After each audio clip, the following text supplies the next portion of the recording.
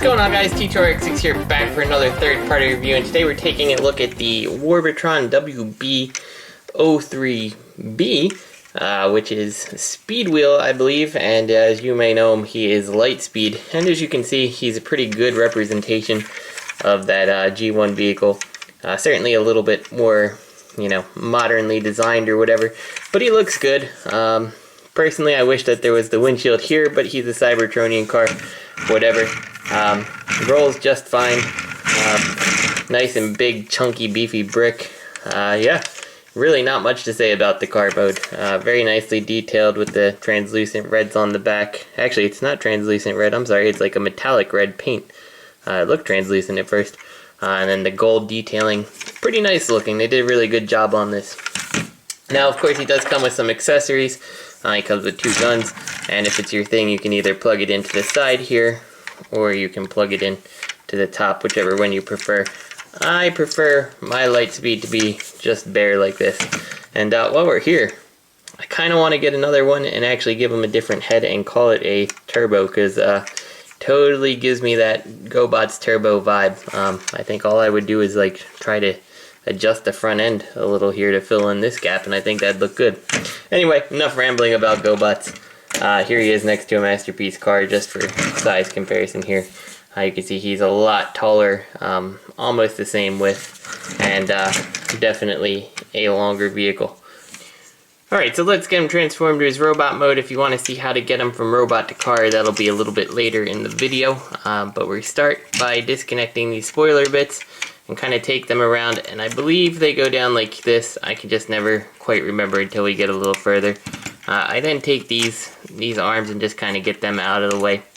Now from here, what you want to do is work on disconnecting these little pieces, and you can see my one's already kind of disconnecting here. But I kind of wiggle them out of place here on each side, and then that should pretty much free up the top of the car, just like so. And you can see in the process when I did it, these little flaps that hide his leg kind of opened up there. So we'll open them all the way, and we'll extend his knees up. And if you didn't do it already, you should have moved these out of the way so they can extend all the way up just like that.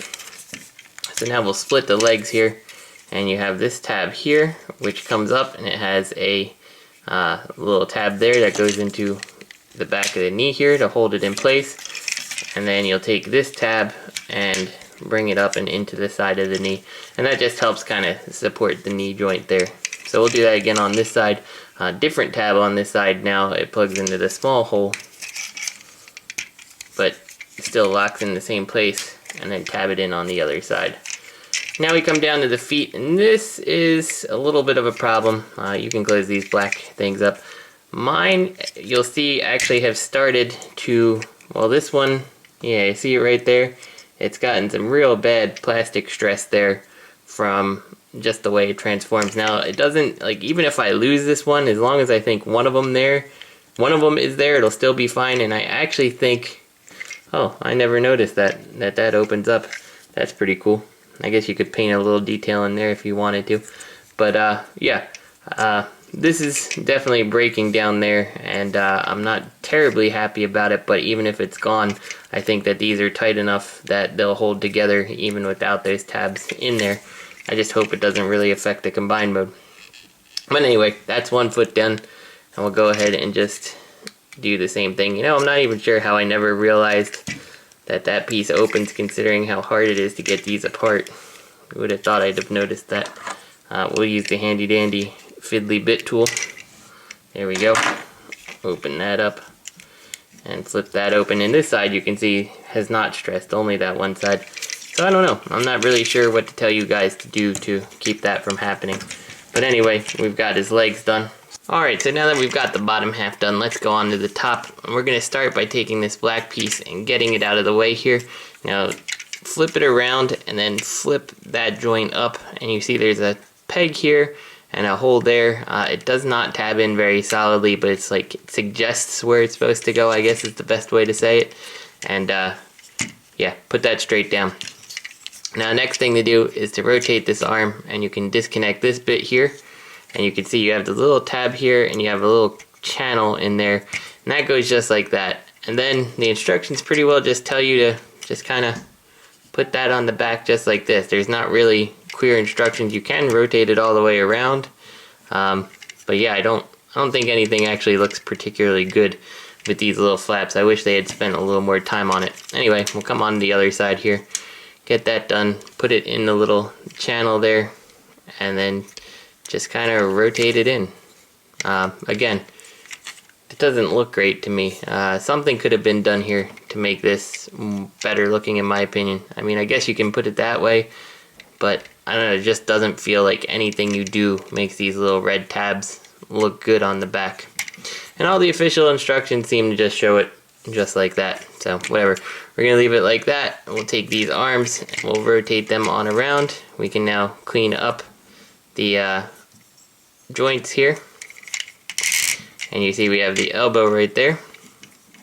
And we'll take this, we'll open up this side piece here, and hopefully that'll let us pop out the hand just like so, and we can close it back up. And then we'll do it again the other side. Straighten this out, open it.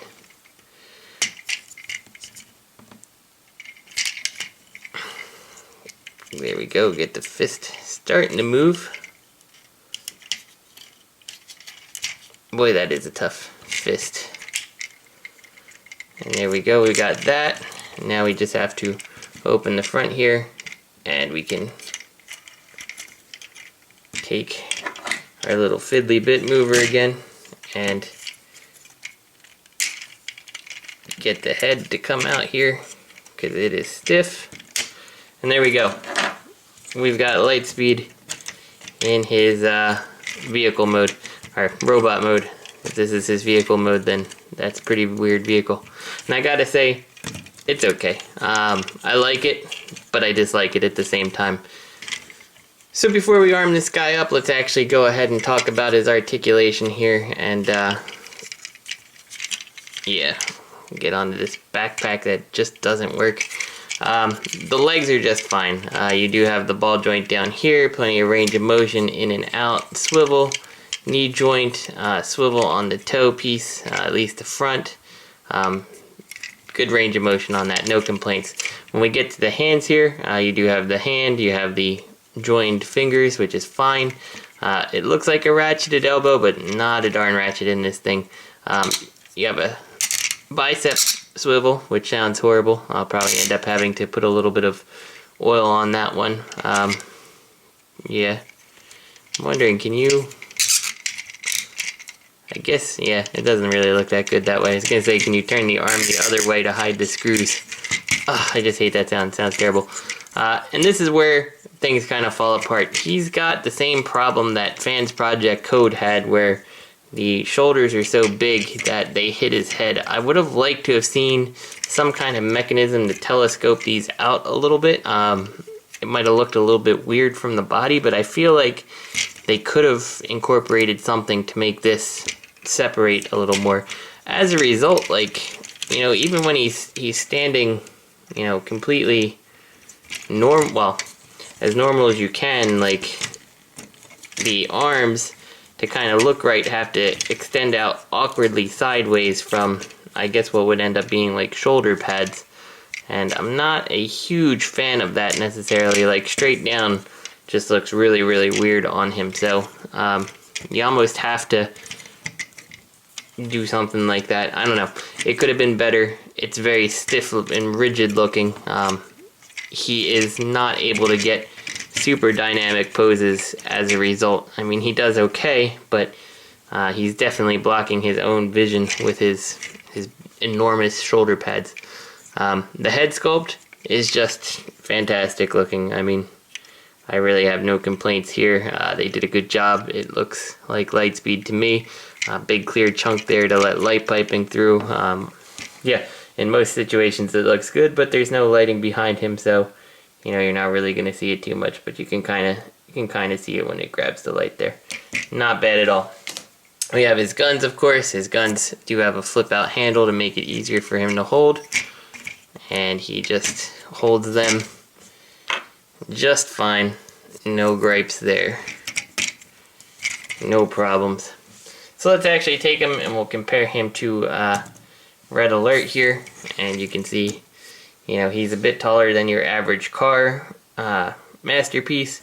So, you know, depending on how you're collecting your skill, that's probably okay. So let's go ahead and get Lightspeed here back to his vehicle mode. We'll start by putting his head back into his chest here and closing this on up. We'll come around to these pieces here. Let's go ahead and fold away his fists. Always the easy, most straightforward things to do on any Transformer, I feel. Okay, maybe that's not entirely true, but whatever. Take these, we'll rotate them around and up, and then take the fists and just kind of angle them that way. So, again, we'll do it like this. Rotate it and just kind of leave it like that. We'll come around to this black piece. If it's not out of the way already, just get it out of the way and fold these up, and they should kind of clip in underneath the windshield here, just like that. Now we can take these pieces and fold them down so they tab right back into the sides here. Come on. There we go. And now we'll take this black piece, flip it around, flip that little hinge around, and just kind of work it around in between the arms. You can see it goes in on a little bit of an angle, so you do have to kind of, you know, flex the arms a little to get it on in.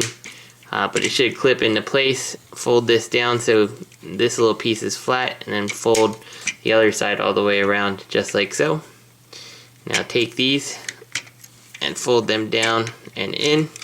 You have to kind of do them almost at the same time because they're gonna plug in together at the top, and then they do plug into the back black piece here in the back. So we got that out of the way. Let's go ahead and get the feet done here. Fold this up and fold this down, and try to be careful not to stress these pieces of material out, just like that. And we'll do that again. There we go. Now we'll take, once again, our little fiddly bit extractor, because this is going to be a nail killer if you try to use your actual fingernails. But take that and pop these out, and you can see the plastic is not wonderful. It's very easy to break that plastic. So we got that. Unpeg these on both sides here. Open these. And now I suppose we can, well, we won't peg the legs together. Let's go ahead and fold these in, because from here, that's where you have to kind of mess with this a little. You got to get this little flat piece on in, and they tell you to do it last, but it's easier when things are not connected that you can actually get it past this piece. If not, I haven't been able to find a way to make this thing go in with this piece in place after everything is all compacted. So my recommendation is just do it now and get it out of the way. So go ahead and do that for the other side here.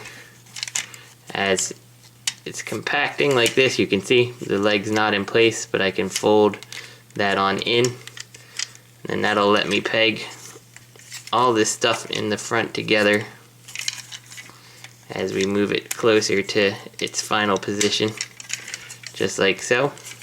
So now we just kind of push everything in place here, make sure it all lines up, make sure the whole front of the car is pegged together. We can close the black flaps from the side here. You can now push these things in their final bit that they're supposed to go, and we're done, save for the spoiler. So we'll open this up, bring it around, and then just kind of peg the two in together like this, if we can.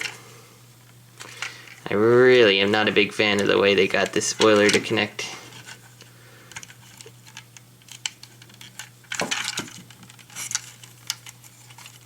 And it's on a swivel, so I'm just trying to make it look nice, but it's together. But there you go. There he is in his vehicle mode. So overall, he's okay. If you're going to get Computron, you need him. I do not think that he is the best third-party offering in terms of what Warbotron's produced. I don't think he's terrible, though. He doesn't feel super fragile, save for a little bit of the tabs that look like they're subject to weak plastic. But overall, he feels like a nice, beefy, chunky toy that's just unfortunately not super well articulated. So this is T2RX6. I hope you guys enjoyed the review, and I'll see you next week.